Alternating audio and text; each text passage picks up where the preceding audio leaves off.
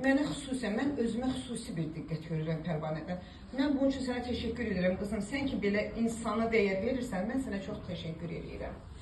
Mən bu günləri burada gözəl insanları görürəm, əzizlərimizi görürəm. Hamınıza can sağlıq arzu edirəm. Bizim çoxumuz bu yolu keçmiş adamlarıq. Hər birimiz hər şəhid ailəsinin yanındayıq. Hər şəhid ailəsinə bir dəstəyi, bir ana qurban olun, başıva dönüm deməklə. Biz o insana qurban olmuruq. Bizim sadəcə diqqətimizdir o anıya, o valideynə, o ataya, bizim hörmətimizdir. Bizim ailəmizin, bax təzə gəlmişəm Naxçıvandan, bilənlər bilirlər, mənim bibim oğlunun anım günü idi, şəhiddir, 92-nin şəhididir, Firidun Musayev, ziyarət elədik Naxçıvanda. Biz bütün şəhidləri rayonundan, yerindən asılı olmayaraq hər yerdə oluruq, ziyarət eləyirik, ailəsində oluruq. Bu bizim bir borcumuzdur vətəndaş olaraq. Bu kiməsə minnət deyil. Biz borcluyuq, hər birimiz, hər bir ailənin yanında olaq. Mən demirəm, onun neyəsə ehtiyacı var, yox. Onun insana ehtiyacı var, onun söhbətə ehtiyacı var, onun yanında bir saat oturmağımıza ehtiyacı var. Şükür Allaha elə dövlətdə yaşayırıq ki, hər bir şey verib dövlətimiz, hər cürə dəyərləndirib şəhidlərimizi. Ancaq insanın insana olan bir ürək yanğısı var. Bir onun əlindən tutub canına başıva dönərəm deməyimiz o ananın, o atanın o bir saatlıq da olsa dərdindən ayırır. Baxın, ana nə fikirlə, nə çıxışında nələr vurğuladı, hara getdi, haradan gəldi.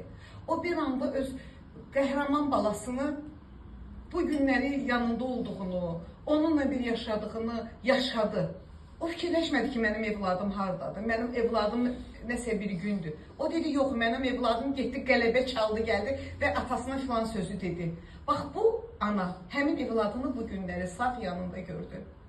Biz şəhidlərimizlə qururuq. Cənab Ali Baş Komandanımız deyibdir, qərar verən bizik. Amma qanunu, qərarı yerinə yetirən zabitlərimiz, əskərlərimizdir. Vətənimizlə qürur duyuruq. Qardaşın oğlu Şuşa Fatihidir. Gəldi, o bilirdi ki, o uşaq böyüyəndə bilirdi ki, biz hamımız necə vətənpərvər insanlarıq və vətən üçün ayaq tutulan adamlarıq. Gəldi, dedi ki, mənə, sən heç fikir eləmə, biz çox Xocalı dedik. Xocalı üçün çox ağladıq. Dedi, Xocalının bir qısası yerdə qalmadı. Ürəyimi buz kimi tutquna. Bir qısasımız qalmadı düşmanda. Baxın, biz belə oğullarımızla fəxr eləyirik.